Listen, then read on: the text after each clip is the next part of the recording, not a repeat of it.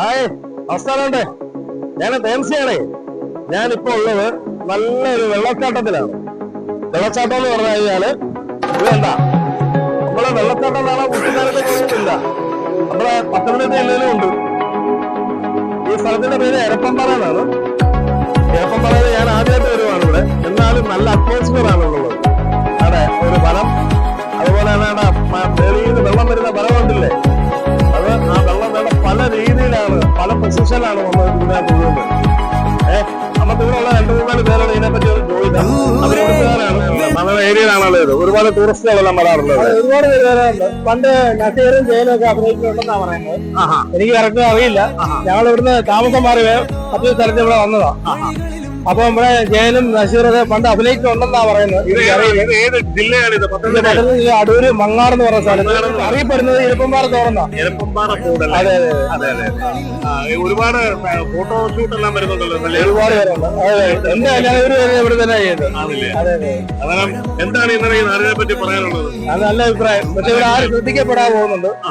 Tourist place ആയി മാറണത് അല്ലേ? തീർച്ചയായിട്ടും. പിന്നെ ടൂറിസ്റ്റ് പ്ലേസ് ആയിട്ട് മാറിയാല് ഒരുപാട് ഉയർച്ചകൾ ഉണ്ടാവും. അതെ അതെ അല്ലേ? ഇപ്പൊ ഇതിന് താഴെ ഇതിനെക്കാട്ടി ഭംഗിയുള്ള സ്ഥലമുണ്ട്. ഇതിന് മേപ്പോട്ടും ഭംഗിയുള്ള സ്ഥലമുണ്ട്.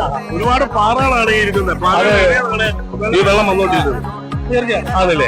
മഴയൊക്കെ പെയ്ത് കഴിഞ്ഞാൽ നല്ല ഭംഗിയാണ്. പക്ഷെ ഒരിക്കലും വെള്ളം പറ്റില്ല. വെള്ളം പറ്റത്തില്ല. അതെ. ഇതിന്റെ ആ തളകളാ വരുന്ന ആ സൗണ്ടും. അതെ അതെ തീർച്ചയായും. അതെ, നേരത്തെ കാത്തുപള്ളികളൊക്കെ ഒരുപാടുണ്ടായിരുന്നു. കാലക്രമേണ അതെല്ലാം നഷ്ടപ്പെട്ടു. ഇവിടെ ഏതോ ഒരു മരം ഉണ്ടെന്ന് പറഞ്ഞായിരുന്നല്ലോ. കുന്തിരിക്കം. അതാണ് ആ കാണുന്ന മരം.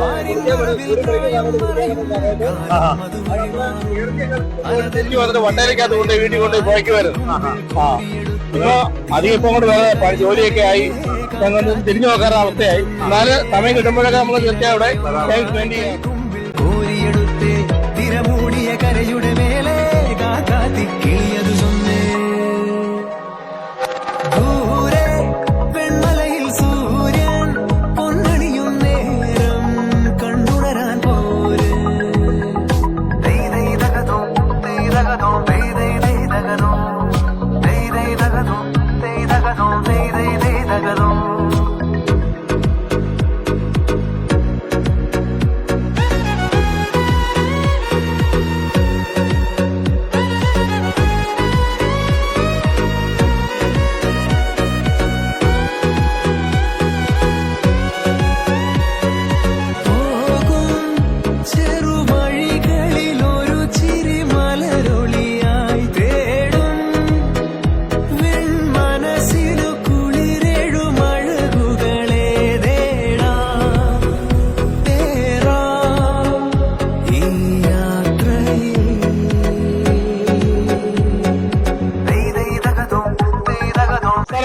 ഞാനിപ്പം പറഞ്ഞ എരപ്പമ്പാറ വെള്ളച്ചാട്ടം എന്ന് പറയുന്ന ഇതാണ്.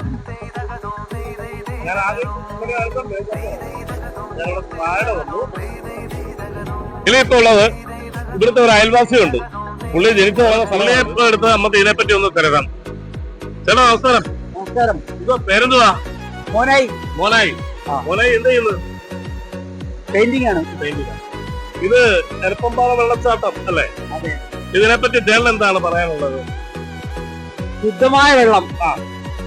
നേരത്തെ ഇവിടുന്ന് വെള്ളമൊക്കെ എടുത്ത് കുടിക്കുമായിരുന്നു ആൾക്കാര്. ഇപ്പം മോളി മെഡിക്കൽ കോളേജൊക്കെ വന്നതിന് ഇപ്പൊ കുടിക്കത്തൊന്നുമില്ല.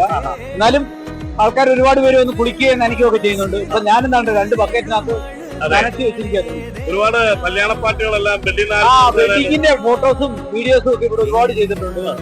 നമ്മുടെ മറ്റൊരു കർണൻ എന്ന് പറഞ്ഞ സിനിമയുടെ കുറച്ച് സീനൊക്കെ ഇതിനകത്തുണ്ട്. മഴ സമയത്ത് കുറച്ച് കൂടുതലുണ്ടാവും. നല്ല സീനായിരിക്കും. എന്നാലും ഒരുപാട് ടൂറിസ്റ്റുകളെല്ലാം വരാറുണ്ട്. ഒരുപാട് പേര് വരുന്നുണ്ട് ഇപ്പം.